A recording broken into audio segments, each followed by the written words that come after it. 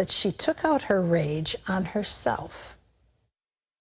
I would always think about cutting myself, or I would get on the floor and smash my head on, the wall or on mostly the floor. I try to suffocate myself. The memories and scars of her parents' verbal and physical abuse would haunt Kimberly Smithers for years. My bed was a cardboard box, and I remember just laying there, just angry and hurt, being, abused, being hit, being, talked down on, and it always bring me back to that place of oh wait, I'm not worthy. It was a mistake. When Kimberly was small, her parents split up, and she lived alternatively with both before going into the foster care system. It wasn't until high school she found the love and affection she'd wanted, her first boyfriend, who got her pregnant at 15. I was so obsessed, with him, and because I really, really wanted him to love me. I was looking so much for love and acceptance. They broke up and she moved on to the next boy, and the next, still unable to find or accept anyone's love.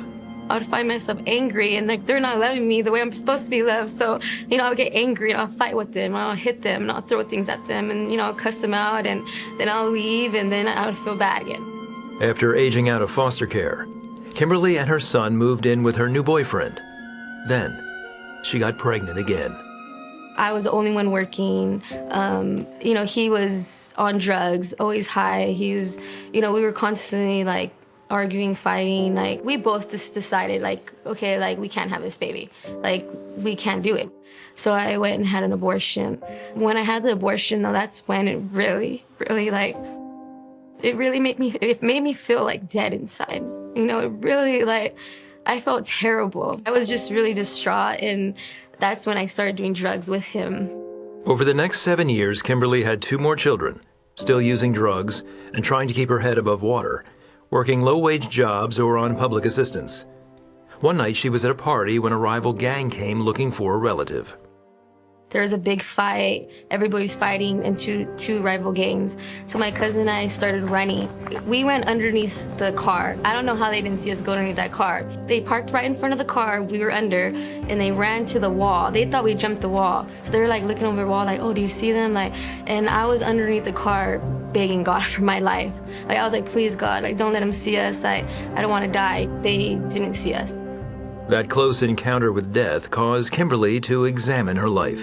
I started going to college, taking it more seriously. I was tired of being on drugs. I just started thinking there has to be way more to life. One day, she and her boyfriend went to the library looking for self-help books, scanning through books on the supernatural and religion. She found one she couldn't ignore. It just intrigued me right away. I took the book, and as soon as I got home, I started reading it.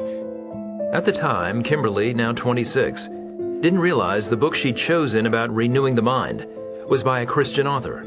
As she read, something happened she couldn't explain. As I read it, I was this is because it talked about Jesus. So I was is this Jesus? And then I felt myself not craving drugs, and I knew it was gone.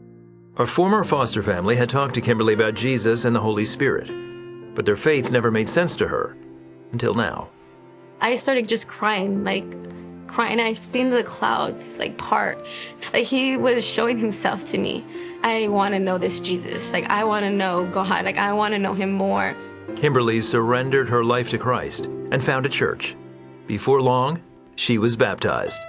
It felt so good. The drugs, nothing could compare to God's love. Nothing could compare.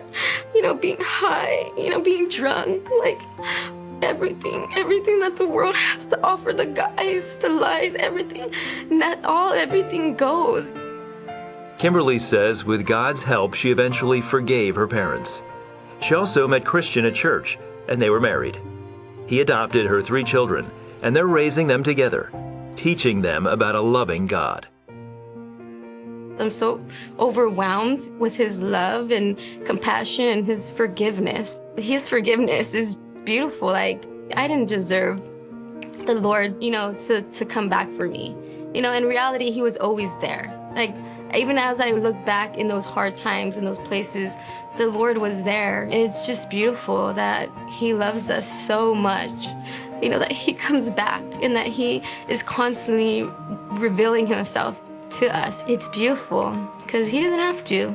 You know, he doesn't have to, but he wants to because he loves us.